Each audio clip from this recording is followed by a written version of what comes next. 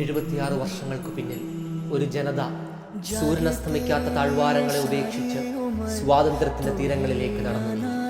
ഒപ്പം നൂറുകണക്കിന് ഭാഷകൾ, ആയിരക്കണക്കിന് സംസ്കാരങ്ങൾ, എണ്ണിയാൽ ഒടുങ്ങാത്ത ജീവിത രീതികൾ.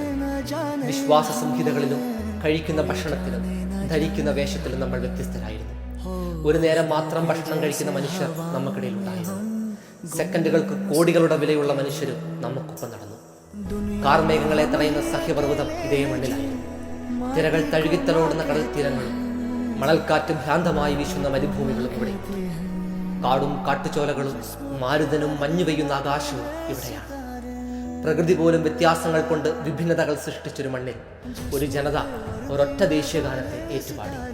ഒരു ത്രിവർണ്ണ പതാകയിലേക്ക് ജ്വലിക്കുന്ന കണ്ണുകളുമായി അവർ നോക്കി നിന്നു. തങ്ങൾക്ക് മുന്നേ തന്നെ ഈ ദിവസത്തിനു വേണ്ടി ചോര വീഴ്ത്തി മണ്ണ് നനച്ച മനുഷ്യരെ അവർ ഓർത്തു. ആ മണ്ണിന്റെ നനവിലേക്ക് ഒരൊറ്റ വികാരത്തിന്റെ തായ്വേര് അവർ താഴ്ത്തി: ഇന്ത്യ.